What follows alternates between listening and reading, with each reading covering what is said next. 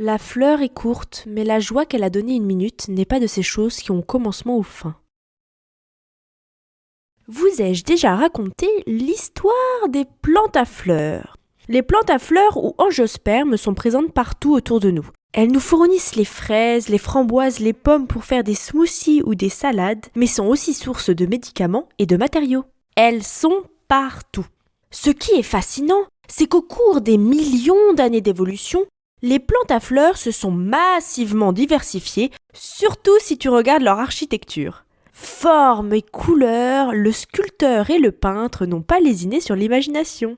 Dis-toi bien qu'on trouve plus de 300 000 espèces différentes d'angiospermes, et une partie de cette diversité est le résultat d'un processus de coévolution entre les plantes et les pollinisateurs, les insectes, les mammifères et j'en passe. En gros, les uns ont influencé l'évolution des autres et réciproquement.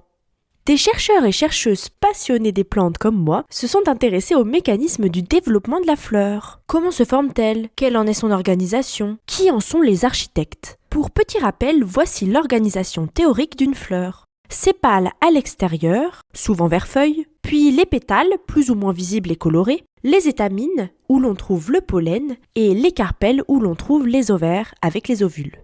Certaines équipes ont observé que la fusion des pétales en un tube, ou sympétalie, est l'une des innovations morphologiques clés qui a été retrouvée chez plus de 80 000 espèces d'angiospermes. Rends-toi bien compte! Pour répondre à ces questions, on aime bien utiliser le pétunia avec ses grands pétales fusionnés. Dans la nature, il existe différentes espèces de pétunia, certaines avec un tube long comme Pétunia axillaris, d'autres moyens comme Pétunia hybrida ou encore très courts comme Pétunia integrifolia.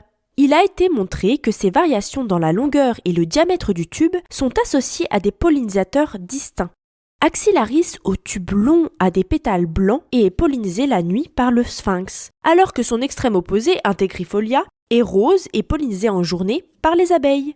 Le tube restreint physiquement l'accès au nectar, ce doux et délicieux breuvage sucré qui n'est alors accessible qu'à un petit nombre de pollinisateurs spécifiques. Et cette relation privilégiée optimise l'efficacité de pollinisation.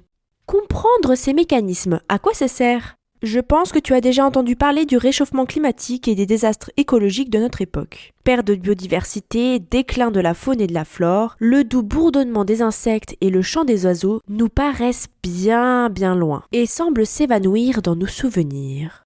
Dans ce contexte, c'est important de comprendre les interactions plantes-pollinisateurs et les mécanismes à l'origine de la forme des fleurs, pour mieux appréhender le monde qui nous entoure et l'évolution. Mais alors, quand est-ce que j'entre dans le jeu? Eh bien, malgré le rôle majeur de cette fusion des pétales, on ne sait pas grand-chose des mécanismes qui y aboutissent. Pourquoi? En biologie végétale, on utilise des plantes dites modèles que tous les laboratoires vont étudier. La plus connue est Arabidopsis thaliana, et devine quoi? Elle ne présente pas de pétales fusionnés. Donc pendant les dernières décennies, ce mécanisme n'a pas été mis sur le devant de la scène. Alors, avec mon équipe, on s'est penché là-dessus. Avant mon arrivée, ils ont généré plein de mutants de fusion des pétales.